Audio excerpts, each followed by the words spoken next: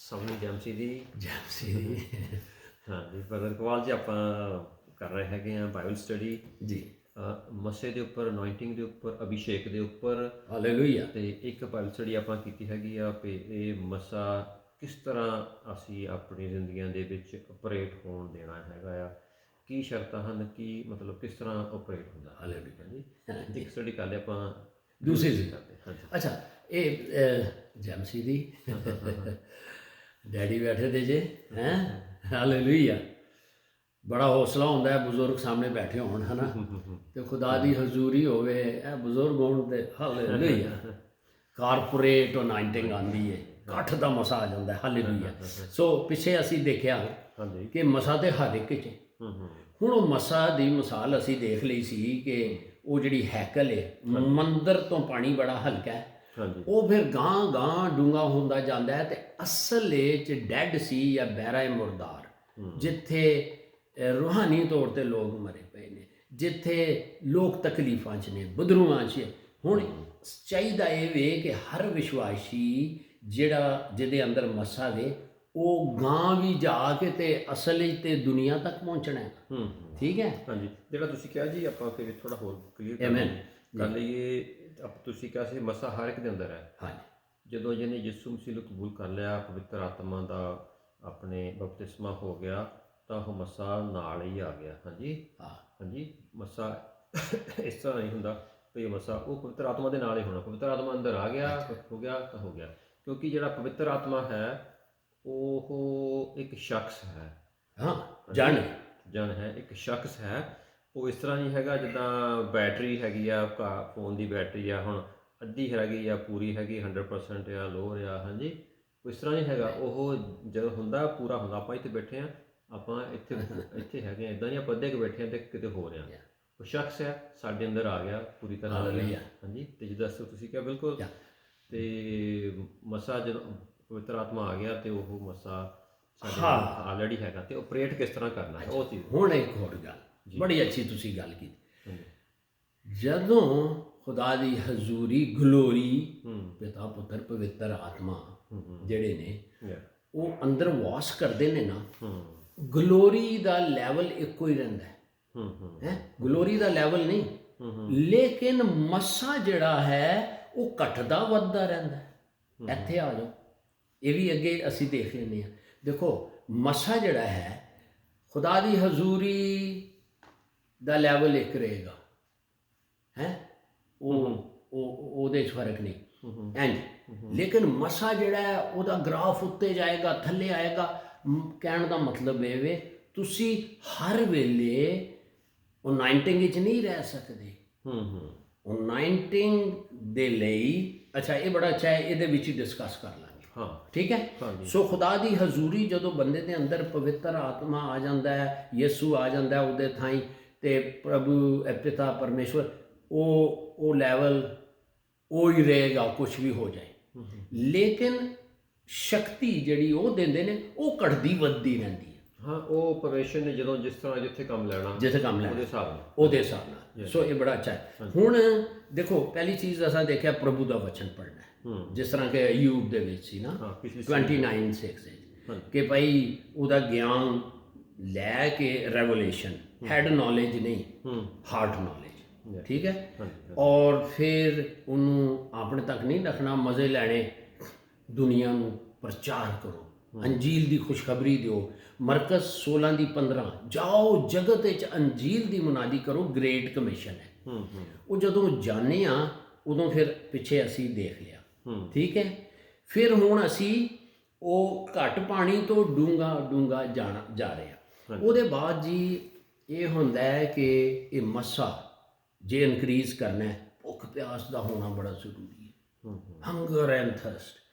ਦੇਖੋ, ਇਹ ਪਹਿਲਾ ਜੈਂਟਾਈਲਸ ਜਾਂ ਗੈਰ ਕੌਮਾਂ ਵਿੱਚੋਂ ਕੁਰਨੀਲੀਅਸ, ਚੇਲਿਆਂ ਦੇ ਕਰਤੱਵ 10 ਪਾਰਟ ਵਿੱਚ, ਉਹ ਕ੍ਰਿਸਚਨ ਹੋਇਆ। ਤੇ ਸਾਰੀ ਸਟੋਰੀ ਦਾ ਪਤਾ ਹੀ ਹੈ, ਕਿਸ ਤਰ੍ਹਾਂ ਦੂਤ ਨੇ ਕਿਹਾ, ਐਂਜਲ ਨੇ ਕਿਹਾ, ਜਾ ਯਾਫਾ ਇੱਕ ਜਗ੍ਹਾ, ਉੱਥੇ ਪਤਰਸ ਹੈਗਾ, ਉਹਨੂੰ ਬੁਲਾ, ਉਹ ਤੁਹਾਨੂੰ ਵਚਨ ਸੁਣਾਏਗਾ ਤੇ ਤੁਸੀਂ ਮੁਕਤੀ ਪ੍ਰਾਪਤ ਕਰੋਗੇ। ਠੀਕ ਹੈ। ਔਰ ਇੱਥੋਂ ਕੁਰਨੀਲੀਅਸ ਨੇ ਕੋਈ ਬੰਦੇ ਘੱਲ ਦਿੱਤੇ।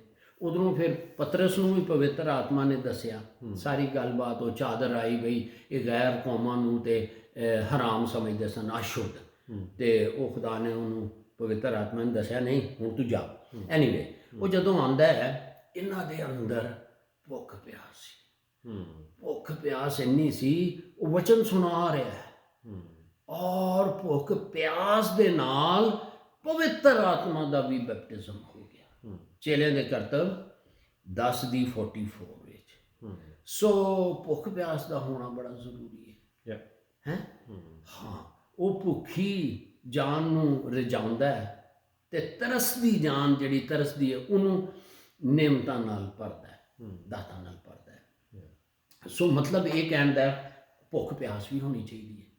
ਠੀਕ ਹੈ, ਯਿਸੂ ਨੇ ਕੀ ਕਿਹਾ ਸੀ, ਉਹ ਜੇ ਕੋਈ ਪਿਆਸਾ ਹੈ ਤੇ ਮੇਰੇ ਕੋਲ ਆਏ। ਉਸੇ 'ਚ ਸੰਜ ਹੋਣਾ 7 ਦੀ ਹੈ ਨਾ, 37 ਤੇ 38 ਤੇ 39 ਤੱਕ। ਸੋ ਪਿਆਸਾ ਹੋਣਾ ਬੜਾ ਜ਼ਰੂਰੀ ਹੈ। ਇਹ ਪਿਆਸ ਜਿਹੜੀ ਹੈ ਇਹ ਸਾਡੇ ਮੱਸੇ ਨੂੰ ਇਨਕਰੀਜ਼ ਕਰਦੀ ਹੈ। ਠੀਕ ਹੈ, ਠੀਕ ਹੈ। ਸੋ ਤੀਸਰੀ ਚੀਜ਼ 1 2 3 ਚੌਥੀ ਚੀਜ਼ ਇਹ ਵੇ ਕਿ ਇੱਕ ਮਨ ਇੱਕ ਚਿੱਤ ਹੋ ਜਾਣਾ ਹੈ। ਇੱਕ ਮਨ ਇੱਕ ਚਿੱਤ ਹੋ ਜਾਣਾ। ਚੇਲਿਆਂ ਦੇ ਕਰਤੱਵ ਉਹਦੀ 5:12 ਆਇਤ ਵੇਖੋ ਤੇ ਕਿਸ ਤਰੀਕੇ ਨਾਲ ਇਹ ਇੱਕ ਮਨ ਚਿੱਤ ਹੋਣ ਦੇ ਨਾਲ ਕਾਰਪੋਰੇਟ ਅਨੋਇੰਟਿੰਗ ਆਉਂਦੀ ਹੈ। ਮਿਸਾਲ ਦੇ ਤੌਰ ਤੇ ਇੱਕ ਖਾਦਮ ਉੱਤੇ ਇਸ ਮਟੀਰੀਅਲ ਜਾਂ ਇਸ ਸਰੀਰ ਦੇ ਵਿੱਚ ਇੱਕ ਲਿਮਿਟਿਡ ਅਨੋਇੰਟਿੰਗ ਹੁੰਦੀ ਹੈ ਜਿਹੜਾ ਇਹ ਸਰੀਰ ਹੋਲਡ ਕਰ ਸਕਦਾ ਹੈ। ਲੇਕਿਨ ਕੀ ਵਜ੍ਹਾ ਹੈ ਕਿ ਇੱਕ ਸਵਾਲ ਹੁੰਦਾ ਹੈ ਕਿ ਜੀ ਉਹ ਜਿਹੜੇ ਕੰਮ ਪਹਿਲੇ ਹੁੰਦੇ ਸਨ ਅਰਲੀ ਚਰਚ ਵਿੱਚ ਤੇ ਉਹ ਅੱਜ ਨਹੀਂ ਹੋ ਰਹੇ। ਉਹ ਇਹ ਸੀ ਕਿ ਖਾਦਮ ਉੱਤੇ ਇੱਕ ਲਿਮਿਟਿਡ ਅਨੋਇੰਟਿੰਗ ਜਾਂ ਅਭਿਸ਼ੇਕ ਹੁੰਦਾ ਹੈ। ਜਦੋਂ ਕਲੀਸਿਆ ਹੁਣ ਇੱਕ ਖਾਦਮ ਉੱਤੇ ਲਿਮਿਟਿਡ ਅਨੋਇੰਟਿੰਗ, ਕਲੀਸਿਆ ਉੱਤੇ ਕਾਰਪੋਰੇਟ ਅਨੋਇੰਟਿੰਗ, ਇਕੱਠ ਦਾ ਮਸਾ। ਹੁਣ ਇਹ ਖਾਦਮ ਦਾ ਮਸਾ ਜਮਾ ਇਕੱਠ ਦਾ ਮਸਾ ਮਿਲ ਕੇ ਤੇ ਯਿਸੂ ਦਾ ਮਸਾ ਬਣਦਾ, ਤਾਂ ਉੱਥੇ ਕੰਮ ਹੁੰਦੇ ਸਨ। ਤੇ ਇਸ ਲਈ ਇਹ ਯੂਨਿਟੀ ਦਾ ਹੋਣਾ ਬੜਾ ਜ਼ਰੂਰੀ ਹੈ। ਹੁਣ ਖੁਦਾ ਦੇ ਖਾਦਮ ਕਈ ਜਾਂਦੇ ਨੇ, ਉਹ ਆਪਣੇ ਨਾਲ ਟੀਮ ਲੈ ਜਾਂਦੇ ਨੇ 10 20 50 ਬੰਦੇ, ਕਿਉਂਕਿ ਉਹ ਉਸ ਖਾਦਮ ਦੇ ਵਿਜ਼ਨ ਦੇ ਨਾਲ ਇੱਕ ਮਨ ਇੱਕ ਚਿੱਤ ਹੁੰਦੇ ਨੇ। ਔਰ ਫਿਰ ਜਦੋਂ ਉਹ ਖਾਦਮ ਦੇ ਨਾਲ ਉਹਨਾਂ ਦੇ ਜਿਹੜਾ ਮੇਨ ਪ੍ਰੀਚਰ ਹੈ ਖਾਦਮ ਹੈ ਉਹਦੇ ਨਾਲ ਹੋਰ ਖਾਦਮ ਆਏ ਹੁੰਦੇ ਨੇ, ਜਦੋਂ ਬਾਕੀ ਵੀ ਮੌਬ ਯਾਨੀ ਲੋਕ ਇੱਕ ਮਨ ਇੱਕ ਚਿੱਤ ਹੋ ਜਾਂਦੇ ਨੇ ਨਾ, ਉਹ ਹੋ ਉੱਥੇ ਅਨੋਇੰਟਿੰਗ ਆਉਂਦੀ ਹੈ। ਅਨੋਇੰਟਿੰਗ ਖੁਦਾ ਦੀ ਹਜ਼ੂਰੀ ਆਉਂਦੀ ਹੈ। ਹਜ਼ੂਰੀ ਨੂੰ ਲੋਕ ਮਹਿਸੂਸ ਨਹੀਂ ਕਰ ਸਕਦੇ ਲੇਕਿਨ ਅਨੋਇੰਟਿੰਗ ਨੂੰ ਮਹਿਸੂਸ ਕਰ ਸਕਦੇ ਨੇ। ਉੱਥੇ ਫਿਰ ਜਦੋਂ ਆਉਂਦੀ ਹੈ ਉਹ ਅੱਛਾ ਹੁਣ ਬਾਜ਼ਕਾਤ ਚਲੋ ਅਸੀਂ ਟੌਪਿਕ ਤੋਂ ਨਿਕਲ ਜਾਵਾਂਗੇ, ਮੈਨੂੰ ਯਾਦ ਰਹੇਗਾ। ਸੋ ਕਾਰਪੋਰੇਟ ਅਨੋਇੰਟਿੰਗ, ਉਹ ਫਿਰ ਜਦੋਂ ਮਿਲ ਕੇ ਦੁਆ ਕਰਦੇ ਨੇ ਕਾਰਪੋਰੇਟ ਅਨੋਇੰਟਿੰਗ ਆਉਂਦੀ ਹੈ, ਇਕੱਠ ਦਾ ਮਸਾ ਹੁੰਦਾ ਹੈ, ਉਹਦੇ 'ਚ ਕੰਮ ਹੁੰਦਾ ਹੈ। ਇਹ ਦੇਖ ਲਓ ਚੇਲਿਆਂ ਦੇ ਕਰਤੱਵ ਉਹ ਕਹਿ ਜਾਂਦਾ ਹੈ ਜੀ, ਇਹ ਨਹੀਂ ਜੀ ਇਹ ਖਾਦਮ ਨਾਲ ਫੌਜ ਆ ਗਈ 50 ਲੋਕਾਂ ਦੀ ਤੇ ਉਹ ਉਹਦੇ ਵਿਜ਼ਨ ਨਾਲ ਸਹਿਮਤੀ ਨਹੀਂ, ਉੱਥੇ ਤੇ ਇਕੱਠ ਦਾ ਮਸਾ ਨਹੀਂ ਆਏਗਾ, ਤੇ ਉੱਥੇ ਕਾਰਪੋਰੇਟ ਅਨੋਇੰਟਿੰਗ ਨਹੀਂ। ਇਹ ਦੇਖ ਲਓ। ਸੋ ਪੁਰਾਣੇ ਨੇਮ ਵਿੱਚ ਕਿਉਂ ਮੁਰਦਾ ਜ਼ਿੰਦਾ ਹੁੰਦੇ ਸਾਰਾ ਕੁਝ ਹੁੰਦੇ ਸਨ। ਚਰਚ ਆਪਣੇ ਲੀਡਰ ਦੇ ਨਾਲ ਇੱਕ ਮਨ ਇੱਕ ਚਿੱਤ ਹੁੰਦਾ ਸੀ ਤੇ ਇੰਡੀਵਿਜੂਅਲ ਅਨੋਇੰਟਿੰਗ ਜਾਂ ਇਨਫਰਾਦੀ ਅਨੋਇੰਟਿੰਗ ਪਲੱਸ ਇਜਤਮਾਈ ਅਨੋਇੰਟਿੰਗ ਜਾਂ ਕਾਰਪੋਰੇਟ ਅਨੋਇੰਟਿੰਗ ਮਿਲ ਕੇ ਯਿਸੂ ਦਾ ਮਸਾ ਬਣਦਾ ਹੈ। ਇਹ ਦੇਖ ਲਓ ਯੂਨਿਟੀ ਦਾ ਹੋਣਾ। ਇਹ ਜਦੋਂ ਯੂਨਿਟੀ 'ਚ ਹੁੰਦੇ ਆ ਉਦੋਂ ਇਹ ਮਸਾ ਇਨਕਰੀਜ਼ ਕਰਦਾ। ਮਸਾ ਉੱਤੇ ਥੱਲੇ ਜਾਂਦਾ ਹੈ ਜੀ, ਮਸਾ ਨਹੀਂ, ਲੇਕਿਨ ਉਹਦੀ ਹਜ਼ੂਰੀ ਉਹਦਾ ਜਲਾਲ ਉਹ ਬੰਦੇ ਤੇ ਰਹਿੰਦਾ ਹੈ, ਇੰਝ ਹੀ ਰਹਿੰਦਾ ਹੈ। ਸੋ ਫਰਕ ਹੈ। ਸੌਰੀ ਤੁਸੀਂ ਕਿਹੜਾ ਕਿਹਾ ਸੀ ਚੇਲਿਆਂ ਦੀ ਕਰਤੱਵ 5:12। ਸੋ ਅਸੀਂ ਗਾਲਬਨ ਪਤਾ ਨਹੀਂ ਨੰਬਰ ਕੀ ਸੀ, ਚੌਥਾ ਨੰਬਰ ਜਾਂ ਪੰਜਵਾਂ। ਯੂਨਿਟੀ ਦੀ ਵਸੀਲੇ ਨਾਲ ਵੀ ਮਸਾ ਜਿਹੜਾ ਹੈ ਉਹ ਸਾਡੇ ਵਿੱਚ ਇਨਕਰੀਜ਼ ਹੁੰਦਾ ਹੈ। ਸੋ ਅਸੀਂ ਹੋਰ ਹਮ ਈਮਾਨ ਹਮ ਜਿਹੜੇ ਕਿ ਸੇਮ ਫੇਥ ਦੇ ਲੋਕਾਂ ਨਾਲ ਜਦੋਂ ਹੁੰਦੇ ਆ ਉਦੋਂ ਇੱਕ ਮਨ 'ਚ ਇੱਕ ਚਿੱਤ ਹੋ ਕੇ। ਇਹ ਪੜ੍ਹ ਦਿਓ ਪਲੀਜ਼। ਸੌਰੀ। ਹਾਂਜੀ। ਚੇਲਿਆਂ ਦੇ ਕਰਤੱਵ 5 ਦੀ 12 ਵਿੱਚ ਇਸ ਤਰ੍ਹਾਂ ਲਿਖਿਆ ਹੈ ਜੀ, ਰਸੂਲਾਂ ਦੇ ਹੱਥੋਂ ਬਹੁਤ ਸਾਰੇ ਨਿਸ਼ਾਨ ਅਤੇ ਅਚੰਭੇ ਲੋਕਾਂ ਵਿੱਚ ਪ੍ਰਗਟ ਹੋਏ ਅਤੇ ਉਹ ਸਭੋ ਇੱਕ ਮਨ ਹੋ ਕੇ ਸੁਲੇਮਾਨ ਦੇ ਦਲਾਨ ਵਿੱਚ ਸਨ। ਜੀ, ਬਰਾਮਦੇ। ਅੱਛਾ, ਹੁਣ ਚੱਕਰ ਇਹ ਹੈ ਕਿ ਇਹ ਵੀ ਯੂਨਿਟੀ, ਹਾਂ, ਇੱਕ ਮਨ ਹੋ ਕੇ ਲਿਖਿਆ। ਹਾਂ, ਜਿਹੜੀ ਤੁਹਾਡੀ ਹੁਣ ਦੇਖੋ ਯੂਨਿਟੀ ਮੀਨਸ ਕਿ ਜਿਹੜੇ ਇੱਕ ਵਿਜ਼ਨ ਉੱਤੇ ਇਕੱਠੇ ਲੋਕ ਨੇ। ਦੇਖੋ ਸਮਟਾਈਮਸ ਇਹ ਹੁੰਦਾ ਹੈ ਕਿ ਇਹ ਦੇਖੋ ਵਿਜ਼ਨ ਇੱਕ ਹੋਣਾ ਚਾਹੀਦਾ, ਜੇ ਤੇ ਵਿਜ਼ਨ ਡਿਫਰੈਂਟ ਹੋ ਗਏ ਕੰਮ ਤੇ ਖੁਦਾ ਹੁੰਦਾ ਹੈ। ਦੇਖੋ ਉਹ ਫਿਰ ਬੰਦਾ ਨਾ ਇਹ ਦੇਖੋ ਭੈਂਗਾ ਹੋ ਜਾਂਦਾ ਹੈ, ਕਿਉਂਕਿ ਵਿਜ਼ਨ ਨਹੀਂ, ਤਾਂ ਇੱਕ ਵਿਜ਼ਨ ਨਹੀਂ ਜਾਣਾ ਤਾਂ ਕਿ ਕੰਮ ਠੀਕ ਹੋਵੇ। ਠੀਕ ਹੈ, ਸੋ ਇੱਕ ਹੋਰ ਵਜ੍ਹਾ ਹੈ ਕਿ ਜਿਹੜੀ ਆਪਾਂ ਫੇਥ ਦੀ ਗੱਲ ਕੀਤੀ ਹੈ, ਇੱਕ ਗੱਲ ਯਾਦ ਰੱਖੋ ਕਿ ਮਸੀਹੀ ਫੇਥ ਜਿੰਜ ਮਸਾਂ ਇਨਕਰੀਜ਼ ਹੁੰਦਾ ਹੈ, ਮਸੀਹੀ ਫੇਥ ਵੀ ਇਨਕਰੀਜ਼ ਹੁੰਦਾ ਹੈ। ਪ੍ਰਭੂ ਯਿਸੂ ਮਸੀਹ ਨੇ ਨਾ ਮਤੀ 13 ਦੀ 31 ਤੇ 32, ਮੈਥਿਊ ਚੈਪਟਰ 13 ਵਰਸ 31 ਤੇ 32 ਤੇ ਮਾਰਕ 4 ਦੀ 30 ਤੋਂ 32 ਦੇ ਵਿੱਚ ਇੱਕ ਮਸਟਰਡ ਸੀਡ ਦੀ ਮਿਸਾਲ ਦਿੱਤੀ ਹੈ, ਰਾਈ ਦੇ ਦਾਣੇ ਦੀ। ਠੀਕ ਹੈ, ਤੇ ਉਹਦਾ ਮਤਲਬ ਇਹ ਵੇ ਕਿ ਜਿੰਜ ਰਾਈ ਦਾ ਦਾਣਾ ਜ਼ਮੀਨ ਵਿੱਚ ਬੋਇਆ ਜਾਂਦਾ ਹੈ ਔਰ ਉਹ ਗਰੋ ਕਰਦਾ ਹੈ, ਇਸੇ ਤਰੀਕੇ ਨਾਲ ਮਸੀਹੀ ਈਮਾਨ ਗਰੋ ਹੋਣੇ ਵਾਲਾ ਹੈ। ਠੀਕ ਹੈ, ਸੋ ਇਹ ਵੀ ਚੂੰਕਿ ਵਿਸ਼ਵਾਸ ਤੇ ਮਸੇ ਦਾ ਬੜਾ ਤਲਕ ਹੈ। ਹੁਣ ਹੋਇਆ ਕੀ ਹੈ, ਦੇਖੋ ਇਹ ਵਿਸ਼ਵਾਸ ਕਿੰਜ ਵੱਧਦਾ ਹੈ, ਪਰਮੇਸ਼ਵਰ ਦੇ ਪੜ੍ਹ ਦੇਣਾ ਜ਼ਰਾ ਪਲੀਜ਼, ਰੋਮਨ 10 ਦੀ 17। ਵਿਸ਼ਵਾਸ ਸੁਣਨੇ ਨਾਲ ਪੈਦਾ ਹੁੰਦਾ ਹੈ, ਸੁਣਨਾ ਮਸੀਹ ਦੇ ਵਚਨ ਦੇ ਵਿੱਚ। ਇਹ ਪੜ੍ਹ ਦਿਓ। ਹੁਣ ਇੱਥੇ ਇੱਕ ਵਾਕਿਆ ਹੋ ਰਿਹਾ ਹੈ ਪਾਲੂਸ ਰਸੂਲ ਦੇ ਨਾਲ ਜੀ, ਇਹ ਪੜ੍ਹ ਦਿਓ। ਹਾਂਜੀ, ਪੜ੍ਹਦੇ ਜੀ। ਰੋਮੀਆਂ 10 ਦੀ 17 ਵਿੱਚ ਇਸ ਤਰ੍ਹਾਂ ਲਿਖਿਆ ਹੈ ਜੀ, ਇਹ ਵਿਸ਼ਵਾਸ। ਹਾਂਜੀ, ਸੋ ਪ੍ਰਤੀਤ ਸੁਣਨ ਨਾਲ ਅਤੇ ਸੁਣਨਾ ਮਸੀਹ ਦੇ ਵਚਨ ਤੋਂ ਆਉਂਦਾ ਹੈ। ਹੁਣ ਇਹ ਇੱਕ ਵਾਕਿਆ ਹੋ ਗਿਆ ਚੇਲਿਆਂ ਦੇ ਕਰਤੱਵ ਦਾ ਬੁੱਕ ਆਫ ਐਕਟਸ 14 ਦੀ 8 ਤੋਂ 10 ਦੇ ਵਿੱਚ ਇੱਕ ਜਨਮ ਦਾ ਲੰਗੜਾ ਸੀਗਾ। ਪਾਲੂਸ ਦੇਖੋ ਗੱਲ ਵਚਨ ਸੁਣਾ ਰਿਹਾ, ਸਾਖੀ ਦੇ ਰਿਹਾ ਯਿਸੂ ਦੀ, ਔਰ ਉਹ ਜਨਮ ਦਾ ਲੰਗੜਾ ਇੰਜ ਵੇਖ ਰਿਹਾ। ਉਹ ਵਚਨ ਸੁਣਨੇ ਦੇ ਨਾਲ ਉਹਦੇ ਅੰਦਰ ਵਿਸ਼ਵਾਸ ਆਇਆ। ਉਹ ਜਦੋਂ ਪਾਲੂਸ ਨੇ ਦੇਖਿਆ ਇਹਦਾ ਤੇ ਵਿਸ਼ਵਾਸ ਵੱਧ ਰਿਹਾ, ਉਸ ਦੇ ਵਿੱਚ ਉਹਨੇ ਕਮਾਂਡ ਦੇ ਦਿੱਤੀ, ਉੱਠ।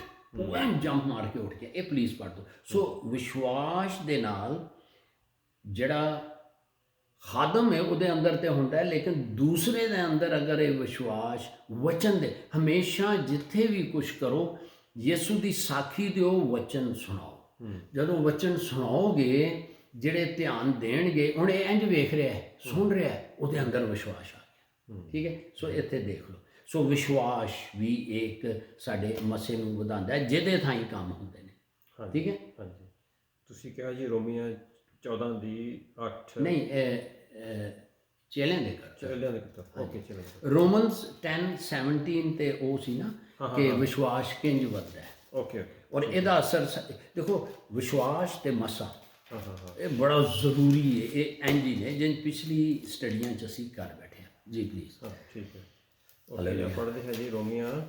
ਇਹ ਸਾਰੀਆਂ ਗੱਲਾਂ ਸਾਨੂੰ ਆਪਣੀ ਅਨਾਇੰਟਿੰਗ ਨੂੰ ਵਧਾਉਣਾ ਤਾਂ ਜੇ ਅਸੀਂ ਉਹ ਡੈਡ ਸੀ ਤੱਕ ਪਹੁੰਚ ਸਕੀਏ, ਹੈ ਨਾ। ਹਾਂਜੀ, ਲੱਖ ਤੱਕ। ਹੁਣ ਉੱਥੇ ਤੇ ਪਾਣੀ ਕੁਛ ਨਹੀਂ, 1000 ਕਦਮ ਚੱਲਾਂਗੇ ਫਿਰ ਗਿੱਟੇ ਐਂਕਲ ਤੱਕ ਆਏਗਾ, ਫਿਰ ਹੋਰ ਵਧਾਂਗੇ ਅਨਾਇੰਟਿੰਗ ਗੋਡਿਆਂ ਤੱਕ ਆਏਗਾ, ਲੱਖ ਤੱਕ। ਅੱਗੋਂ ਫਿਰ ਤਰਨਾ ਸ਼ੁਰੂ ਹੋ ਜਾਂਦਾ ਹੈ। ਉੱਥੇ ਕੰਮ ਹੁੰਦੇ ਨੇ ਜੀ। ਇਹ ਜਿਸ ਤਰੀਕੇ ਨਾਲ ਇਹ ਚੇਲਿਆਂ ਉੱਤੇ ਹੋਲੀ ਸਪਿਰਿਟ ਦਾ ਬੈਪਟਿਜ਼ਮ, ਇਹ ਅੱਗੇ ਦੇਖਾਂਗੇ ਕਿ ਕਿਤਨੀ ਕਿਸਮ ਦੀ। ਸੌਰੀ, ਮੈਂ ਵਿੱਚ ਅੱਗੇ ਨਹੀਂ, ਤੁਸੀਂ ਪੜ੍ਹ ਦਿਓ। ਠੀਕ ਹੈ ਜੀ, ਮੈਂ ਜਾਣ ਕੇ ਹੀ ਆਪਣੇ ਲਈ ਜੀ ਸਰ। ਰਸੂਲਾਂ ਦੇ ਕਰਤੱਵ 8 ਦੀ 14 ਦੀ 8 ਤੋਂ 10 ਪੜ੍ਹ। ਇਹ ਵਿਸ਼ਵਾਸ ਹੈ ਨਾ, ਉਹ ਲੰਗੜੇ 'ਚ ਕਿੰਜ ਆਇਆ। ਹਾਂਜੀ, ਉਹ 'ਚ ਲਿਖਿਆ ਹੈ ਜੀ, ਰਸੂਲਾਂ ਦੇ ਕਰਤੱਵ 14 ਦੀ 8 ਤੋਂ 10। ਲੁਸਤਰਾ ਵਿੱਚ ਲੁਤਰਾ ਇੱਕ ਜਗ੍ਹਾ ਸੀਗਾ। ਹਾਂ, ਲੁਸਤਰਾ ਵਿੱਚ ਇੱਕ ਮਨੁੱਖ ਪੈਰਾਂ ਤੋਂ ਨਿਰਬਲ ਬੈਠਾ ਸੀ, ਜਿਹੜਾ ਜਮਾਂਦਰੂ ਲੰਘਾ ਸੀ ਅਤੇ ਕਦੇ ਨਹੀਂ ਸੀ ਤੁਰਿਆ। ਉਸ ਨੇ ਪੌਲੁਸ ਦੀਆਂ ਗੱਲਾਂ ਕਰਦਿਆਂ ਸੁਣਿਆ। ਗੱਲਾਂ ਕੀ? ਕਲਾਮ। ਹਾਂ ਹਾਂਜੀ, ਅਤੇ ਉਹਨੇ ਉਸ ਦੇ ਵੱਲ ਧਿਆਨ ਕਰਕੇ ਜਾਂ ਵੇਖਿਆ ਤਾਂ ਇਹਦੇ ਵਿੱਚ ਕਿਨੇ? ਪੌਲੁਸ ਨੇ ਉਹਦੇ ਵੱਲ ਵੇਖਿਆ। ਹਾਂ, ਉਸਨੇ ਪੌਲੁਸ ਨੂੰ ਜੋ ਗੱਲਾਂ ਕਰਦੇ ਸੁਣਿਆ ਅਤੇ ਇਸ ਨੇ ਉਸ ਦੇ ਵੱਲ ਦੇਖਿਆ, ਧਿਆਨ ਕਰ ਕੀਤਾ ਜਾਂ ਵੇਖਿਆ ਕਿ ਉਹਦੇ ਵਿੱਚ ਚੰਗਾ ਹੋਣ ਦਾ ਨਿਸ਼ਚਾ ਹੈ। ਚੰਗਾ ਹੋਣਾ ਯਾਨੀ ਈਮਾਨ ਹੈਗਾ। ਹਾਂ, ਤਾਂ ਉੱਚੀ ਹੋ ਕੇ ਬੋਲਿਆ ਕਿ ਆਪਣੇ ਪੈਰਾਂ ਉੱਤੇ ਸਿੱਧਾ ਖੜਾ ਹੋ ਤਾਂ ਉਹ ਉਛਲ ਕੇ ਤੁਰਨ ਲੱਗ ਪਿਆ। ਹਾਂਜੀ। ਸੋ ਜਿੱਥੇ ਵਚਨ ਸੁਣਾਇਆ ਜਾਂਦਾ ਹੈ ਲੋਕਾਂ 'ਚ, ਇਸ ਲਈ ਜਿੱਥੇ ਵੀ ਕੋਈ ਇਹੋ ਜਿਹੀ ਗੱਲ ਹੋਏ ਸਾਖੀ ਦਿਓ, ਕਿਉਂਕਿ ਯਿਸੂ ਨੇ ਕਿਹਾ ਸੀ ਇਹ ਤੁਹਾਨੂੰ ਬੈਪਟਿਜ਼ਮ ਆਫ ਹੋਲੀ ਸਪਿਰਿਟ ਇਸ ਲਈ ਦਿੱਤਾ ਜਾਂਦਾ ਹੈ ਮੇਰੀ ਸਾਖੀ ਦਿਓ। ਉਹਦੇ ਮੁਤਲਕ ਦੱਸੋਗੇ, ਵਿਸ਼ਵਾਸ ਪੈਦਾ ਹੋਏਗਾ। ਔਰ ਇਹਦੇ ਵਿੱਚ ਉਹ ਪੌਲੁਸ ਦੀਆਂ ਗੱਲਾਂ ਕੀ ਸਨ? ਇਹ 66 ਕਿਤਾਬਾਂ ਦੀਆਂ ਗੱਲਾਂ ਸਨ, ਯਿਸੂ ਦੀਆਂ ਗੱਲਾਂ।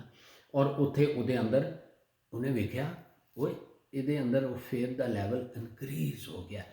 ਔਰ ਜਦੋਂ ਉਹਨੇ ਵੇਖਿਆ ਉਹ ਪੌਲੁਸ ਹੀ ਤੇ ਹੈ ਸੀ, ਉਹਨੇ ਇੱਕਦਮ ਹੁਕਮ ਦਿੱਤਾ, ਉਹ ਛਾਲ ਮਾਰੀ ਉੱਤੇ ਹੋ ਗਈ। ਠੀਕ ਹੈ। ਸੋ ਅਸੀਂ ਇਹ ਦੇਖ ਰਹੇ ਹਾਂ। ਸੋ ਇੱਕ ਚੀਜ਼ ਹੋਰ ਹੈ ਜੀ, ਇਹ ਜਿੰਜ ਅਸੀਂ ਜ਼ਿਕਰ ਕੀਤਾ ਹੈ ਕਿ ਇਹ ਜਿਹੜਾ ਮੱਸਾ ਹੈ ਹਰ ਟਾਈਮ ਬੰਦੇ ਉੱਤੇ ਨਹੀਂ ਰਹਿੰਦਾ। ਮਸਲਨ ਉਹੀ ਬੰਦਾ ਖਿਦਮਤ ਵਿੱਚ ਹੈ, ਉਹਦੇ ਉੱਤੇ ਮੱਸਾ ਵੇ। ਜਦੋਂ ਘਰ ਜਾਏਗਾ ਬ੍ਰੇਕਫਾਸਟ ਕਰ ਰਿਹਾ, ਕੁਛ ਕਰ ਰਿਹਾ, ਕੋਈ ਮਸਾ ਨਹੀਂ, ਉਹ ਇੱਕ ਆਮ ਇਨਸਾਨ ਹੈ। ਇੰਜ ਹੀ ਇੱਕ ਵਾਕਿਆ ਹੋ ਗਿਆ। ਔਰ ਦੂਸਰਾ 2 ਕਿੰਗਸ ਦੂਸਰੇ ਰਾਜੇ 3:15 ਇਹ ਉਹ ਵੇ ਅਲੀਸ਼ਾ ਜਿਹਦੇ ਉੱਤੇ ਡਬਲ ਅਨਾਇੰਟਿੰਗ ਸੀਗੀ, ਦੁਗਣਾ ਮਸਾ। ਦੂਜੇ ਰਾਜੇ 3:15 ਉਹ ਇਸ ਤਰ੍ਹਾਂ ਹੁੰਦਾ ਹੈ ਕਿ ਜਿਹੜਾ ਇਸਰਾਈਲ ਦਾ ਬਾਦਸ਼ਾਹ ਹੈ, ਇਹ ਅਲੀਸ਼ਾ ਦੀ ਗੱਲ ਕਰ ਰਹੇ ਹਾਂ ਅਸੀਂ, ਉਹ ਯੂਸਫਤ ਬਾਦਸ਼ਾਹ, ਕਿਉਂਕਿ ਇਸਰਾਈਲੀਆਂ ਵਿੱਚ ਖੁਦਾ ਨੇ ਹਰ ਦੌਰ 'ਚ ਨਬੀ ਰੱਖੇ ਹੁੰਦੇ ਸਨ। ਤੇ ਇਹ ਜਨਾਬ ਕੀ ਕਹਿੰਦੇ ਨੇ ਅਲੀਸ਼ਾ ਕੋਲ ਆਇਆ ਹੈ, ਤੇ ਅਲੀਸ਼ਾ ਹੋਰੀ ਇਸ ਲਈ ਇਹ ਮਸਾ ਉੱਤੇ ਥੱਲੇ ਜਾਂਦਾ ਭਾਈ ਹੈ। ਹਾਂ, ਇਹ ਹਰ ਵੇਲੇ ਬੰਦਾ ਮਸੇ 'ਚ ਨਹੀਂ ਹੁੰਦਾ। ਹਾਂ, ਜੇ ਹਰ ਵੇਲੇ ਰਹੇ ਨਾ ਫੜਕ ਕੇ ਮਰ ਜਾਏ ਬੰਦਾ। ਅੱਛਾ, ਹੁਣ ਇੱਥੇ ਅਲੀਸ਼ਾ ਕੋਲ ਆ ਗਿਆ, ਉਹ ਕਹਿਣ ਲੱਗਾ ਭਾਈ ਜੀ ਠਹਿਰ ਜਾਈ, ਜਿਹੜੀ ਤੂੰ ਕਹਿ ਰਹੇ ਆ ਤੇਰੇ ਲਈ ਦੁਆ ਕਰਾਂ, ਠਹਿਰ ਜਾ, ਕੋਈ ਵਰਸ਼ਿਪ ਕਰਨੇ ਵਾਲੇ ਬੁਲਾ। ਉਹ ਕੋਈ ਆਇਆ ਜਿਹਨੇ ਵਰਸ਼ਿਪ ਕੀਤੀ। ਉਹ ਜਦੋਂ ਵਰਸ਼ਿਪ ਹੁੰਦੀ ਹੈ, ਪ੍ਰਸਤਿਸ਼ ਹੁੰਦੀ ਹੈ ਰੂਹ ਤੇ ਸੱਚਾਈ ਨਾਲ, ਉੱਥੇ ਖੁਦਾ ਦਾ ਹੱਥ ਠਹਿਰਦਾ ਹੈ। ਠੀਕ ਹੈ, ਯਾਨੀ ਹੱਥ ਠਹਿਰ ਗਿਆ। ਔਰ ਹੱਥ ਠਹਿਰਨੇ ਤੋਂ ਮੁਰਾਦ ਹਜ਼ੂਰੀ, ਔਰ ਉਹਦੇ ਨਾਲ ਮਸਾ ਉਹਦੇ ਤੇ ਆਇਆ। ਫਿਰ ਉਹਨੇ ਪ੍ਰੋਸੀ ਕੀਤੀ। ਪਲੀਜ਼ ਪੜ੍ਹ ਦਿਓ। ਸੋ ਪ੍ਰਸਤਿਸ਼ ਬਹੁਤ ਅੱਛਾ, ਇਹ ਜਿਹੜੀ ਪ੍ਰਸਤਿਸ਼ ਹੁੰਦੀ ਹੈ, ਵਰਸ਼ਿਪ ਹੁੰਦੀ ਹੈ, ਇਹਦੇ ਵਿੱਚ ਭਵਿੱਖਬਾਣੀ ਦਾ ਮਸਾ ਬੜਾ ਗਿਫਟ ਆਪਰੇਟ ਹੁੰਦਾ ਹੈ। ਸੋ ਪਲੀਜ਼ ਇਹ ਪੜ੍ਹ ਦਿਓ। ਸੋ ਵਰਸ਼ਿਪ ਵੀ ਇੱਕ ਬਹੁਤ ਜ਼ਬਰਦਸਤ ਐਲੀਮੈਂਟ ਹੈ ਜਿਹੜਾ ਸਾਡੀ ਅਨਾਇੰਟਿੰਗ ਨੂੰ ਵਧਾਉਂਦਾ ਹੈ। ਦੇਖੋ ਨਾ, ਖਾਲੀ ਹੈ, ਪੜ੍ਹ ਦਿਓ ਪਲੀਜ਼। ਉਤਲੀ ਆਇਤਾਂ ਵੀ ਉਹ ਛੱਡ ਦਿਓ, ਲੇਕਿਨ ਇਹ ਹੀ ਪੜ੍ਹ ਦਿਓ।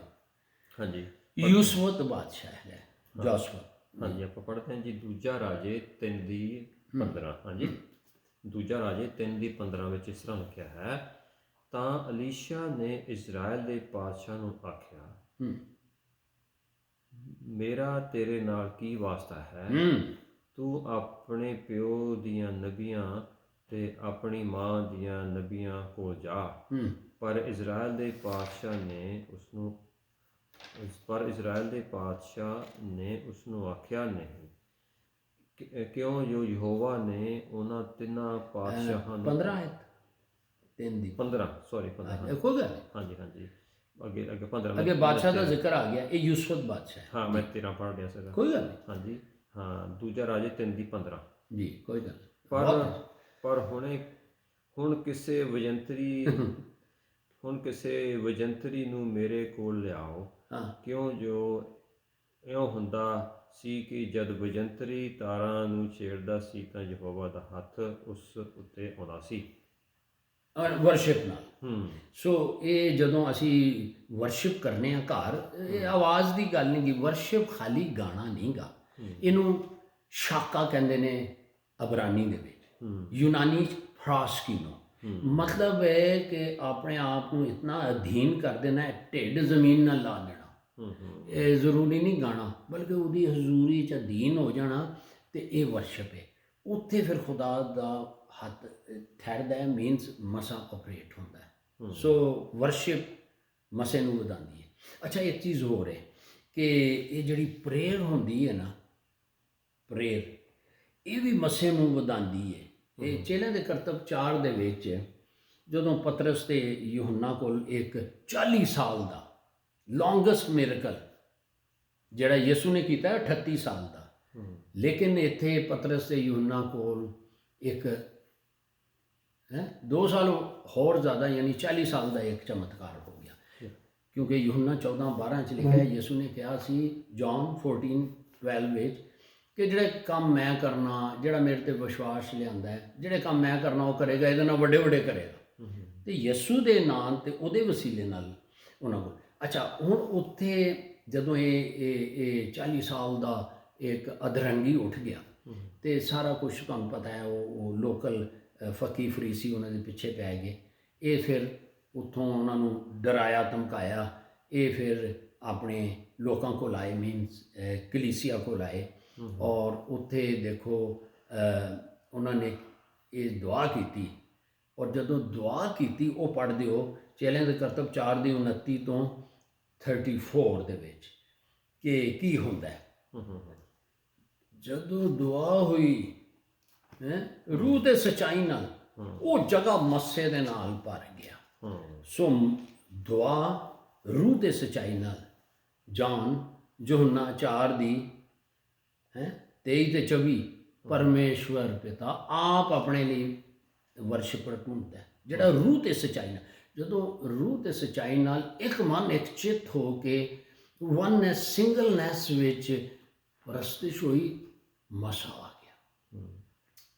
ਠੀਕ ਹੈ, ਮਸਾ। ਇਹ ਖੁਦਾ ਦੀ ਹਜ਼ੂਰੀ ਮਸੇ ਦੇ ਵਸੀਲੇ ਨਾਲ ਲੋਕਾਂ ਨੂੰ ਛੂਹਦੀ ਹੈ। ਜਿਹੜਾ ਅਸੀਂ ਕਹਿੰਦੇ ਹਾਂ ਸਾਨੂੰ ਛੂਹ ਲਿਆ, ਉਹ ਗੋਡ ਹੈਗਾ, ਉਹ ਜਦੋਂ ਛੂਹਦਾ, ਦੈਟ ਇਜ਼ ਅਨੋਇੰਟਿੰਗ। ਇਹ ਖਾਸ ਗੱਲ ਹੈ। ਲੇਕਿਨ ਠੀਕ ਹੈ, ਅਸੀਂ ਕਹਿੰਦੇ ਉਹਨੇ ਛੂਹ ਲਿਆ, ਮਸੇ ਦੇ ਵਸੀਲੇ ਨਾਲ ਛੂਹ ਲਿਆ ਜੀ। ਇਹ ਪੜ੍ਹ ਦਿਓ ਸਰ, ਕਿਸ ਤਰ੍ਹਾਂ ਦੁਆ ਦੇ ਵਸੀਲੇ ਨਾਲ ਮਸਾ ਜਿਹੜਾ ਉਹ ਆਪਰੇਟ ਹੁੰਦਾ ਹੈ ਜੀ। ਹਾਂਜੀ, ਚੇਲਿਆਂ ਦੇ ਕਰਤੱਵ 4:29 ਵਿੱਚ ਇਸ ਤਰ੍ਹਾਂ ਲਿਖਿਆ ਹੈ ਜੀ, ਅਤੇ ਹੁਣ ਹੇ ਪ੍ਰਭੂ, ਉਹਨਾਂ ਦੀਆਂ ਧਮਕੀਆਂ ਨੂੰ ਵੇਖ ਅਤੇ ਆਪਣੇ ਦਾਸਾਂ ਨੂੰ ਇਹ ਬਖਸ਼ ਕਿ ਅਤ ਦਲੇਰੀ ਨਾਲ ਤੇਰਾ ਵਚਨ ਸੁਣਾਉਣ ਜੀ। 34 ਤੱਕ। ਅੱਛਾ ਜੀ। ਜਦੋਂ ਤੂੰ ਆਪਣਾ ਹੱਥ ਚੰਗਾ ਕਰਨ ਨੂੰ ਲੰਮਾ ਕਰੇ ਅਤੇ ਤੇਰੇ ਪਵਿੱਤਰ ਸੇਵਕ ਯਿਸੂ ਦੇ ਨਾਮ ਤੋਂ ਨਿਸ਼ਾਨ ਅਤੇ ਚਿੰਨ੍ਹ ਚੰਬੇ ਪ੍ਰਗਟ ਹੋਣ, ਜਦ ਉਹ ਬੇਨਤੀ ਕਰ ਹਟੇ, ਦੁਆ ਕਰ ਚੁੱਕੇ, ਪ੍ਰਾਰਥਨਾ ਕਰ ਚੁੱਕੇ, ਬੇਨਤੀ ਕਰ ਚੁੱਕੇ, ਕੀ ਹੋਇਆ? ਉਹ ਥਾਂ ਜਿੱਥੇ ਉਹ ਇਕੱਠੇ ਹੋਏ ਸਨ ਹਿੱਲ ਗਿਆ, ਅਤੇ ਜਦੋਂ ਪਵਿੱਤਰ ਆਤਮਾ ਨਾਲ ਭਰਪੂਰ ਹੋ ਗਏ ਅਤੇ ਪਰਮੇਸ਼ਰ ਦਾ ਵਚਨ ਦਲੇਰੀ ਨਾਲ ਸੁਣਾਉਣ ਲੱਗੇ। ਹਾਂਜੀ, ਨਿਸ਼ਚਾ ਕਰਨ ਵਾਲਿਆਂ ਦੀ ਮੰਡਲੀ ਵਿੱਚ ਮਨ ਵਿੱਚ ਇੱਕ ਜਾਨ ਸੀ ਅਤੇ ਕਿਸੇ ਨੂੰ ਆਪਣੇ ਮਾਲ ਵਿੱਚੋਂ ਕਿਸੇ ਨੂੰ ਚੀਜ਼ ਨੂੰ ਆਪਣੀ ਨਹੀਂ ਆਖਿਆ, ਪਰ ਇਹ ਸਾਰੀਆਂ ਵਸਤਾਂ ਵਿੱਚ ਭਾਈਵਾਲ ਸਨ। ਠੀਕ ਹੈ। ਸੋ ਦੁਆ ਹੋਈ, ਇੱਕ ਮਨ ਇੱਕ ਚਿੱਤ ਹੋ ਕੇ ਰੂਹ ਤੇ ਸੱਚਾਈ ਨਾਲ ਉਹ ਜਗ੍ਹਾ ਭਰ ਗਈ ਮਸੇ ਦੇ ਨਾਲ। ਇੱਕ ਚੀਜ਼ ਹੋਰ ਸਰ ਅਗਰ ਦੇਖ ਲਈਏ, ਉਹ ਇਹ ਹੁੰਦੀ ਹੈ ਕਿ ਜਦੋਂ ਇਹ ਵੀ ਮਸੇ ਨੂੰ ਵਧਾਉਂਦੀ ਹੈ, ਜਦੋਂ ਕਿ ਕੀ ਉਹਨੂੰ ਕਹਿੰਦੇ ਨੇ, ਆਪਸ ਵਿੱਚ ਫੈਲੋਸ਼ਿਪ ਰੱਖਣੀ, ਰਫਾਕਤ ਰੱਖਣੀ, ਜਾਂ ਐਸੋਸੀਏਸ਼ਨ ਕਰਨੀ। ਠੀਕ ਹੈ, ਇਹ ਇੱਕ ਲਿਹਾਜ਼ ਨਾਲ ਫਾਇਦੇਮੰਦ ਵੀ ਹੈ, ਇੱਕ ਲਿਹਾਜ਼ ਨਾਲ ਨੁਕਸਾਨ ਵੀ ਹੁੰਦਾ ਇਹਦਾ। ਉਹ ਦੇਖੋ ਨਾ, ਫੈਲੋਸ਼ਿਪ ਪਹਿਲਾ ਕਰੰਥੀਆਂ 15:33 ਦੇ ਮੁਤਾਬਿਕ ਕੋਈ ਉਹੋ ਜਿਹੇ ਲੋਕਾਂ ਨਾਲ ਰੱਖ ਲਓ ਤੇ ਤੇ ਭੈੜੀ ਆਦਤਾਂ ਚੰਗੀ ਆਦਤਾਂ ਨੂੰ ਵਿਗਾੜ ਦਿੰਦੀ ਹੈ ਨਾ।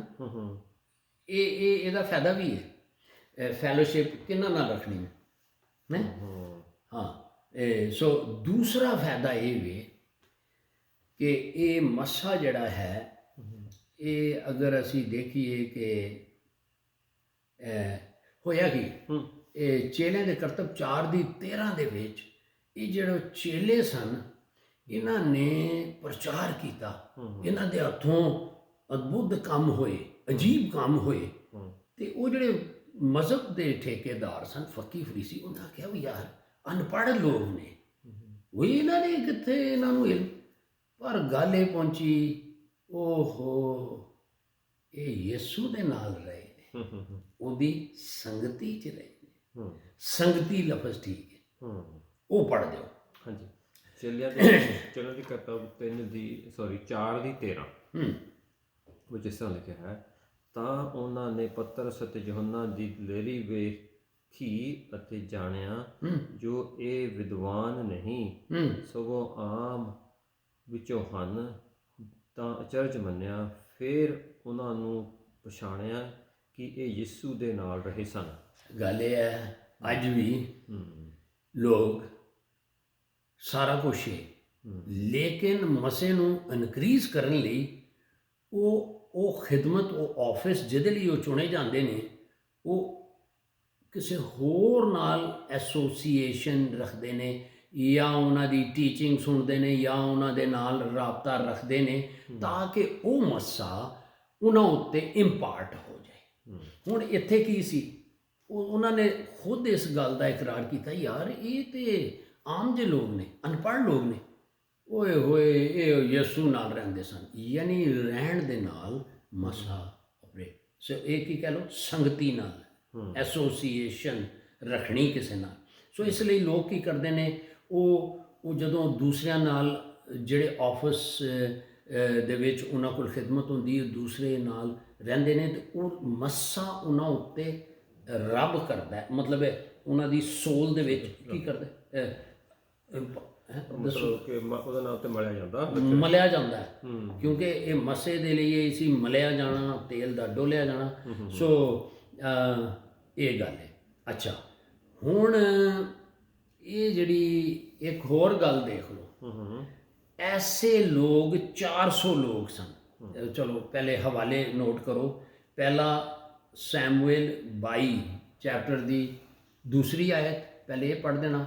ਫਿਰ ਦੂਸਰਾ ਸੈਮੂਅਲ 23 ਦੀ 23 ਦੀ 8ਵੀਂ ਤੇ 18ਵੀਂ ਆਇਤ ਤੇ 20 ਆਇਤ। ਅੱਛਾ, ਇਹ ਸਰ ਇੰਝ ਹੁੰਦਾ ਜੇ ਕਿ ਬੜੇ ਵਿਗੜੇ ਤਿਗੜੇ ਲੋਕ, ਕਾਤਲ ਲੋਕ, ਮਰਡਰਰ। ਉਹ ਦਾਊਦ ਜਦੋਂ ਉਹ ਮੁਸ਼ਕਿਲ ਵਿੱਚ ਪਿਆ, ਦਾਊਦ ਗਿਆ ਤੇ ਇਹ ਅੱਗੋਂ ਟੀਮ ਮਿਲ ਗਈ ਯਾਰ, ਅੱਗੇ ਜਿਸ ਤਰ੍ਹਾਂ ਕਹਿ ਲਓ ਇਹ ਕਿਹੜੇ ਲੋਕ ਨੇ, ਬੜੇ ਭੈੜੇ ਲੋਕ। ਹੁਣ ਦਾਊਦ ਉੱਤੇ ਇੱਕ ਅਨਾਇੰਟਿੰਗ ਸੀ, ਗੱਲ ਇਹ ਹੋ ਰਹੀ ਹੈ, ਉਹ ਦਾਊਦ ਦੀ ਅਨਾਇੰਟਿੰਗ ਦੇ ਨਾਲ ਉਹ ਵੀ ਠੀਕ ਹੋ ਗਏ ਹੈ। ਮਤਲਬ ਇਹ ਉਹ ਵਿਗੜੇ ਤਿਗੜੇ ਲੋਕ, ਉਹ ਦਾਊਦ ਦੀ ਅਨਾਇੰਟਿੰਗ ਦੇ ਵਿੱਚ, ਜਿਸ ਤਰ੍ਹਾਂ ਯਾਦ ਹੈ ਕਿ ਏਲੀਆ ਨੇ ਅਲੀਸ਼ਾ ਉੱਤੇ ਚਾਦਰ ਸੁੱਟ ਦਿੱਤੀ ਸੀ, ਚਾਦਰ ਅਨਾਇੰਟਿੰਗ ਦਾ ਹੀ ਮਤਲਬ ਹੈ ਕਿ ਉੱਤੇ ਕੋਈ ਚਾਦਰ ਜਾਂ ਕਪੜਾ, ਉਹਦੇ ਨਾਲ ਟੁਰ ਪਿਆ। ਸੋ ਦਾਊਦ ਦੀ ਇਕੱਲਾ, ਦਾਊਦ ਬੜੀ ਪ੍ਰੋਬਲਮ ਹੈ। ਜਦੋਂ ਦਾਊਦ ਨਾਲ ਇਹ ਵਿਗੜੇ ਤਿਗੜੇ ਲੋਕ, ਓ ਹੋ ਮਰਡਰਰ, ਇਹ ਉਹਦੀ ਐਸੋਸੀਏਸ਼ਨ ਦੇ ਵਿੱਚ ਆਏ। ਉਹ ਮਸਾ ਜਿਹੜਾ ਦਾਊਦ ਉੱਤੇ ਸੀ, ਇਹਨਾਂ ਉੱਤੇ ਡਿੱਗਿਆ। ਇਹ ਪੜ੍ਹ ਦਿਓ ਕੀ। ਸੋ ਇਸ ਲਈ ਇਹ ਫੈਲੋਸ਼ਿਪ ਦਾ ਬੜਾ ਅਸਰ ਪੈਂਦਾ ਜੀ। ਜਿਸ ਕਿਸਮ ਦਾ ਕੋਈ ਬੰਦਾ ਹੋਏਗਾ, ਉਹਦੇ ਇਰਦ ਗਿਰਦ ਉਹਦੀ ਇੱਕ ਹਾਲਾ ਬਣਿਆ ਹੁੰਦਾ ਹੈ, ਉਹ ਅਗਲੇ ਨੂੰ ਅਫੈਕਟ ਕਰਦਾ ਹੈ। ਹਾਂ, ਬਿਲਕੁਲ ਅਫੈਕਟ ਕਰਦਾ ਹੈ ਜੀ। ਹਾਂਜੀ, ਪੜ੍ਹਦੇ ਜੀ। ਇਹ ਮਸਾ ਇਨਕਰੀਜ਼ ਕਰਨ ਦੀ ਗੱਲ ਹੋ ਰਹੀ ਹੈ ਕਿ ਕਿਸ ਤਰੀਕੇ ਨਾਲ ਜਦੋਂ ਖੁਦਾ ਦੇ ਲੋਕ ਜਾਂਦੇ ਨੇ, ਉਹ ਜਿੱਥੇ ਜਾਂਦੇ ਨੇ ਨਾ, ਉਹ ਮਸੇ ਦੇ ਵਸੀਲੇ ਨਾਲ ਬੰਧਨ ਖੁੱਲ੍ਹਦੇ ਨੇ, ਜੂਏ ਟੁੱਟਦੇ ਨੇ, ਉਹਨਾਂ ਲੋਕਾਂ ਦੇ ਕਾਲੇ ਇਲਮ ਖਤਮ ਹੋ ਜਾਂਦੇ ਨੇ, ਕੁਛ ਹੋ ਜਾਂਦੇ ਨੇ, ਕਿਉਂਕਿ ਮਸੇ ਦੀ ਗੱਲ ਹੋ ਰਹੀ ਹੈ। ਠੀਕ ਹੈ। ਹਾਂਜੀ। ਫਿਰ ਦੇਖਦੇ ਹਾਂ ਜੀ ਪਹਿਲਾ ਸੈਮੂਅਲ 22:2 ਹਾਂਜੀ ਅਤੇ ਸਭ ਦੁਖੀਏ ਅਤੇ ਕਰਜ਼ਾਈ ਅਤੇ ਸਭ ਜੋ ਦਿਲ ਚਲੇ ਸਨ ਉਸ ਦੇ ਕੋਲ ਆ ਰਲੇ ਅਤੇ ਉਹਦਾ ਸਰਦਾਰ ਬਣਿਆ ਅਤੇ 400 ਲੋਕ 400 ਮਨੁੱਖ ਉਹਦੇ ਨਾਲ ਹੋ ਗਏ। ਇਹ ਸਾਰੇ ਦਾਊਦ ਦੇ ਨਾਲ ਆ ਗਏ। ਹਾਂਜੀ ਇਹ ਜਿਹੜੇ ਬਾਗੀ ਸਨ ਦੂਸਰਾ ਸੈਮੂਅਲ 23 ਦੀ 8ਵੀਂ 18ਵੀਂ ਤੇ 20 ਆਇਤ ਪੜ੍ਹ ਦੋ। ਯਾਨੀ ਕਿ ਇਹ ਉਸ ਅਨਾਇੰਟਿੰਗ ਦੇ ਵਸਨ ਇਸ ਲਈ ਜਿਸ ਬੰਦੇ ਉੱਤੇ ਜਿਸ ਪਰਮੇਸ਼ਵਰ ਦੇ ਰਾਜ ਦੇ ਲਈ ਜਿਹੜਾ ਆਫਿਸ ਹੁੰਦਾ ਹੈ ਉਹ ਅਨਾਇੰਟਿੰਗ ਲੋਕਾਂ ਨੂੰ ਖਿੱਚਦੀ ਹੈ ਬਾਬਾ। ਅਗਰ ਉਹ ਬੰਦਾ ਆਪਣੇ ਪੋਜੀਸ਼ਨ ਉੱਤੇ ਨਹੀਂ ਹੈ ਤੇ ਜ਼ੋਰ ਲਾ ਲੇ। ਇਹ ਤੇ ਵੇਖੋ ਇਹ ਉਂਝ ਹੀ ਹੁੰਦੀ ਹੈ। ਸੋ ਇਹ ਦੇਖਣਾ ਪੈਂਦਾ ਕਿਹਦੇ ਨਾਲ ਅਸੀਂ ਆਪਣੀ ਐਸੋਸੀਏਸ਼ਨ ਜਾਂ ਰੱਖੀਏ, ਉਹਨੂੰ ਪੰਜਾਬੀ ਸੰਗਤੀ ਰੱਖੀਏ। A man is known by his company which he keeps। ਇਹ ਬੰਦਾ ਆਪਣੇ ਸੋਬਤ ਤੋਂ ਪਛਾਣਿਆ ਜਾਂਦਾ, ਸੋਬਤ ਸੰਗਤੀ ਕਿਹਦੇ ਨਾਲ ਬੈਠਣਾ ਹੈ ਪਛਾਣਿਆ ਜਾਂਦਾ। ਹਾਂਜੀ ਲੇਕਿਨ ਇਹ ਮਤਲਬ ਨਹੀਂ ਯਿਸੂ ਤੇ ਗੁਨਾਹਗਾਰ ਤੇ ਹੋਰ ਲੋਕਾਂ ਕੋਲ ਵੀ ਬਹਿੰਦਾ ਸੀ, ਉਹ ਅਲੱਗ ਗੱਲ ਹੈ। ਅਨਾਇੰਟਿੰਗ ਹੋਵੇ ਠੀਕ ਹੈ, ਅਨਾਇੰਟਿੰਗ ਦੀ ਗੱਲ ਹੈ। ਕਾਫੀ ਗੱਲਾਂ ਹੋ ਸਕਦੀਆਂ ਨੇ ਜੀ। ਪਲੀਜ਼ ਇਹ ਪੜ੍ਹ ਦਿਓ। ਇਹ ਹੁਣ ਦੇਖੋ ਦਾਊਦ ਨਾਲ ਕੀ ਹੋਇਆ। ਹਾਂ ਆਪਾਂ ਪੜ੍ਹਦੇ ਹਾਂ ਜੀ ਦੂਜਾ ਸੈਮੂਅਲ 23 ਦੀ 8 ਆਇਤ ਪਹਿਲਾਂ ਹਾਂ 8 ਤੇ 18 ਓਕੇ 8 ਪੜ੍ਹ। ਮਤਲਬ ਇਹੀ ਹੋ ਗਿਆ, ਟਾਈਮ ਵੀ ਹੋਈ ਚੱਲਿਆ। ਤੇ ਇਹ ਉਹ ਗੱਲਾਂ ਨੇ ਜਿਹੜੀਆਂ ਸਾਡੇ ਮਸੇ ਨੂੰ ਵਧਾਉਣ ਦੇ ਵਿੱਚ ਮਦਦ ਦਿੰਦੀਆਂ। ਹਾਂਜੀ ਪੜ੍ਹਦੇ ਹਾਂ ਜੀ ਪੜ੍ਹ ਦਿਓ। ਦੂਜਾ ਸੈਮੂਅਲ 23 ਦੀ 8 ਦਾਊਦ ਦੇ ਸੂਰਮੇ ਇਹ ਹਨ, ਪਹਿਲਾਂ ਤਾਂ ਤਾਹਾ ਕੋਮੋਨੀ ਯੋਸ਼ੇਬ, ਇਹ ਉਹਨਾਂ ਦੇ ਨਾਮ ਨੇ। ਹਾਂਜੀ ਹੈ ਨਾ ਉਹ ਹਾਂਜੀ ਇਹ ਜਿਹੜੇ 400 ਲੋਕਾਂ ਦੇ ਹਾਂ ਉਹ ਸਰਦਾਰਾਂ ਵਿੱਚੋਂ ਵੱਡਾ ਸੀ। ਇਹੋ ਹੀ ਅਦੀਨੋ ਜੋ ਅਜ਼ਨੀ ਸਦਾਉਂਦਾ ਸੀ, ਉਹ ਉਸੇ ਨੇ ਹੀ 8 ਸੌਵਾਂ ਉੱਤੇ ਬਰਸ਼ੀ ਚਲਾਈ ਅਤੇ ਉਹਨਾਂ ਨੂੰ ਵੀ ਇੱਕ ਵਾਰ ਵੱਢ ਸੁੱਟਿਆ। ਮਤਲਬ ਇਹਨਾਂ ਦੇ ਕਾਰਨਾਮੇ ਦੱਸੇ ਤੇ ਨੇ, ਕੋਈ ਮਾਮੂਲੀ ਲੋਕ ਨਹੀਂ ਸਨ। ਹਾਂ ਜਦੋਂ ਦਾਊਦ ਨਾਲ ਸਨ ਠੀਕ ਸਨ, ਅੱਗੇ ਫਿਰ ਇਹ ਉਂਝ ਹੀ ਹੋ ਜਾਂਦੇ ਨੇ ਜਦੋਂ ਅਨਾਇੰਟਿੰਗ ਤੋਂ ਨਿਕਲ ਜਾਂਦੇ ਨੇ। ਸੋ ਅੰਡਰ ਅਨਾਇੰਟਿੰਗ ਤੇ ਠੀਕ ਚੱਲਦਾ ਹੈ, ਜੇ ਉਹ ਦਿਲ ਨਾ ਬਦਲਣ ਤੇ ਫਿਰ ਫਾਇਦਾ ਨਹੀਂ। ਹੁਣ ਯਿਸੂ ਦੀ ਅਨਾਇੰਟਿੰਗ ਉੱਤੇ ਹੀ ਚੇਲੇ ਕੰਮ ਕਰੀ ਆ ਰਹੇ ਸਨ, ਹੈ ਨਾ। ਲੇਕਿਨ ਇਸ ਲਈ ਜੀਸਸ ਨੇ ਕਿਹਾ ਸੀ ਹੁਣ ਮੈਂ ਤੁਹਾਨੂੰ ਯਤੀਮ ਨਹੀਂ ਛੱਡਣਾ। ਸੋ ਐਨੀਵੇ ਸਰ ਇਹ ਕੁਝ ਗੱਲਾਂ ਜਿਹੜੀਆਂ ਨੇ ਇਹ ਅਸੀਂ ਵੇਖ ਲਈਆਂ ਨੇ ਕਿ ਕਿਸ ਤਰੀਕੇ ਨਾਲ ਪ੍ਰਭੂ ਦਾ ਵਚਨ, ਉਹਦਾ ਗਿਆਨ, ਫਿਰ ਉਹ ਗਿਆਨ ਦੂਸਰਿਆਂ ਤੱਕ ਪਹੁੰਚਾਉਣਾ ਹੈ ਜੀ, ਫਿਰ ਭੁੱਖ ਪਿਆਸ ਰੱਖਣਾ ਹੈ ਜੀ, ਔਰ ਫਿਰ ਉਹਦੇ ਬਾਅਦ ਇਕਤਾ ਰੱਖਣਾ, ਯੂਨਿਟੀ ਰੱਖਣੀ, ਉਹਦੇ ਬਾਅਦ ਵਿਸ਼ਵਾਸ ਦਾ ਹੋਣਾ ਵੀ ਜ਼ਰੂਰੀ ਹੈ। ਇਹ ਸਾਡੇ ਤੇ ਵਰਸ਼ਿਪ ਹੋ ਗਈ, ਉਹਦੇ ਬਾਅਦ ਦੁਆ ਹੋ ਗਈ ਰੂਹ ਦੇ ਸੱਚਾਈ ਨਾਲ, ਤੇ ਉਹਦੇ ਬਾਅਦ ਜਿਹੜੀ ਅਸੀਂ ਸੰਗਤੀ ਰੱਖਦੇ ਹਾਂ। ਇਹ ਸਾਰੀਆਂ ਚੀਜ਼ਾਂ ਦਾ ਅਸਰ ਸਾਡੀ ਅਨਾਇੰਟਿੰਗ ਨੂੰ ਵਧਾਉਣ ਲਈ ਹੁੰਦਾ ਹੈ। ਸੋ ਅਨਾਇੰਟਿੰਗ ਖੁਦਾ ਦੀ ਜਲਾਲ ਉਹ ਸਾਡੀ ਹਰ ਇੱਕ ਦੀ ਜ਼ਿੰਦਗੀ 'ਚ ਬਰਾਬਰ ਰਹਿੰਦਾ ਹੈ। ਅਨਾਇੰਟਿੰਗ ਉੱਤੇ ਥੱਲੇ ਜਾਂਦੀ ਹੈ, ਔਰ ਉਸ ਅਨਾਇੰਟਿੰਗ ਦੇ ਵਿੱਚ ਜੇ ਅਸੀਂ ਚਾਹੁੰਦੇ ਹਾਂ ਕਿ ਦੁਨੀਆ ਤੱਕ ਪਹੁੰਚੀਏ ਤੇ ਇਹ ਚੀਜ਼ਾਂ ਨੂੰ ਗੌਰ ਕਰਕੇ ਤੇ ਅਸੀਂ ਕਰੀਏ ਤੇ ਉਹ ਅਨਾਇੰਟਿੰਗ ਇਨਕਰੀਜ਼ ਹੋਗੀ। ਕੰਮ ਜਿਹੜਾ ਹੈ ਇਹ ਜ਼ੋਰ ਦੇ ਨਾਲ ਨਹੀਂ, ਤਾਕਤ ਨਾਲ ਨਹੀਂ, ਬਲਕਿ ਪਰਮੇਸ਼ਵਰ ਦੀ ਆਤਮਾ ਦੇ ਅਭਿਸ਼ੇਕ ਨਾਲ ਹੋਣਗੇ। ਬਿਲਕੁਲ ਜੀ। ਤੇ ਇਹਦੇ ਵਿੱਚ ਆਪਣਾ ਜੀ ਫਰੂਟ ਜਿੱਦਾਂ ਹਿਊਮਿਲਿਟੀ ਜਾਂ ਹੋਰ ਇਹਦਾ ਵੀ ਚੀਜ਼ਾਂ ਦਾ, ਜੇ ਪ੍ਰਾਈਡ ਨਾ ਹੋਵੇ ਹਾਂਜੀ, ਇਹ ਚੀਜ਼ਾਂ ਦਾ ਵੀ ਜੀ ਹਾਂਜੀ ਚੀਜ਼ਾਂ ਦਾ ਇਹ ਆਪਾਂ ਹੁਣ ਸਟੱਡੀ ਕਰਨਾ ਚਾਹੁੰਦੇ ਜਾਂ ਠੀਕ ਹੈ? ਕੋਈ ਨਹੀਂ, ਅੱਗੇ ਫਿਰ ਅਗਲੀਆਂ ਸਟੱਡੀਆਂ ਦੇਖ ਲਾਂਗੇ। ਠੀਕ ਹੈ। ਸੋ ਅਨਾਇੰਟਿੰਗ ਦੀ ਤੇ ਇਹ ਹੀ ਹੈ ਕਿ ਇਹ ਤੇ ਘੱਟ ਤੋਂ ਘੱਟ ਕੁਝ ਚੀਜ਼ਾਂ ਦਾ ਖਿਆਲ ਰੱਖੀਏ ਤਾਂ ਕਿ ਉਸ ਜਗ੍ਹਾ ਜਾਈਏ ਜਿਹੜਾ ਕਿ ਅਸੀਂ ਤਰਦੇ ਹੋਈਏ ਰੂਹ ਦੇ ਵਿੱਚ, ਔਰ ਉਹਨਾਂ ਲੋਕਾਂ ਕੋਲ ਜਾਈਏ ਜਿਹੜੇ ਮਰੇ ਪਏ ਨੇ ਰੂਹਾਨੀ ਤੌਰ 'ਤੇ, ਮਤਲਬ ਇੱਕ ਖੁਦਾ ਨਾਲ ਉਹਨਾਂ ਦੀ ਜੁਦਾਈ ਹੋਈ ਹੈ, ਬਦਰੂ ਗ੍ਰਿਫਤਾ ਲੋਕ ਨੇ। ਇਸੇ ਲਈ ਲਿਖਿਆ ਕਿ ਦੁਨੀਆ ਪਰਮੇਸ਼ਵਰ ਦੇ ਪੁੱਤਰਾਂ ਦੀ ਰਾਹ ਦੇਖਦੀ, ਕਿਹੜੇ? ਮਸਾਸ਼ੁਦਾ। ਇਸੇ ਲਈ ਪ੍ਰਭੂ ਯਿਸੂ ਨੇ ਕਿਹਾ ਸੀ ਪਰਮੇਸ਼ਵਰ ਪਿਤਾ ਕੋਲੋਂ ਦੁਆ ਕਰੋ ਕਿ ਉਹ ਵਾਢੇ ਘੱਲੇ। ਕਿਹੜੇ ਵਾਢੇ? ਮਸਾਸ਼ੁਦਾ। ਤਾਂ ਕਿ ਉਹਨਾਂ ਨੂੰ ਪਤਾ ਹੋਏ ਫਸਲ ਕੀ ਕਰਨੀ ਹੈ, ਕਿ ਕਿੰਜ ਕੰਮ ਕਰਨਾ ਉਹਦੀ ਫੀਲਡ ਦੇ ਵਿੱਚ। ਠੀਕ ਹੈ ਜੀ। ਸੋ ਮਸੇ ਬਗੈਰ ਗੱਲ ਕੋਈ ਨਹੀਂ ਜੀ। ਠੀਕ ਹੈ, ਬਿਲਕੁਲ। ਸੋ ਉਹਨੂੰ ਇਨਕਰੀਜ਼ ਕਰਨਾ ਤਾਂ ਕਿ ਦੁਨੀਆ ਤੱਕ ਪਹੁੰਚੀਏ। ਇਹ ਹੀ ਸਾਡਾ ਪ੍ਰਭੂ ਯਿਸੂ ਦੀ ਗੱਲ। ਠੀਕ ਹੈ ਸਰ, ਬਿਲਕੁਲ। Thank you. ਆਪਾਂ ਇੱਥੇ ਫਿਨਿਸ਼ ਕਰਦੇ ਹਾਂ। ਪਰਮੇਸ਼ਰ ਪਿਤਾ ਆਪ ਦਾ ਸ਼ੁਕਰ ਕਰਦੇ ਹਾਂ ਵਚਨ ਦੇ ਲਈ ਜੋ ਅਸੀਂ ਪਵਿੱਤਰ ਆਤਮਾ ਦੁਆਰਾ ਸਿੱਖਿਆ ਸਾਡੇ ਅੰਦਰ ਵਸ ਜਾਏ ਔਰ ਸ਼ੈਤਾਨ ਇਸ ਨੂੰ ਚੁਰਾ ਨਾ ਸਕੇ। ਸਾਰੇ ਵਚਨ ਨੂੰ ਯਿਸੂ ਮਸੀਹ ਦੇ ਪਵਿੱਤਰ ਲਹੂ ਵਿੱਚ ਢੱਕਦੇ ਹਾਂ ਔਰ ਇਹ ਵਚਨ ਬਹੁਤ ਸਾਰਾ ਫਲ ਲੈ ਕੇ ਆਏ ਔਰ ਬਹੁਤਿਆਂ ਦੇ ਲਈ ਬਰਕਤ ਦਾ ਕਾਰਨ ਬਣੇ। ਪਰਮੇਸ਼ਰ ਪਿਤਾ ਔਰ ਇਸ ਦਾ ਸਾਰਾ ਜਲਾਲ ਸਾਰੀ ਮਹਿਮਾ ਆਪ ਨੂੰ ਦਿੰਦੇ ਹਾਂ। ਪਰਮੇਸ਼ਰ ਪਿਤਾ ਆਪ ਦਾ ਸ਼ੁਕਰ ਕਰਦੇ ਹਾਂ। ਪਰਮੇਸ਼ਰ ਪਿਤਾ ਜੋ ਸਾਨੂੰ ਇਹ ਮੌਕਾ ਦਿੰਦੇ ਹੋ ਕਿ ਅਸੀਂ ਪਰਮੇਸ਼ਰ ਪਿਤਾ ਬਾਈਬਲ ਸਟੱਡੀ ਕਰ ਸਕੀਏ ਔਰ ਇਹ ਸਭ ਕੁਝ ਮੰਗਦੇ ਹਾਂ ਯਿਸੂ ਦੇ ਨਾਮ ਵਿੱਚ। ਆਮੀਨ।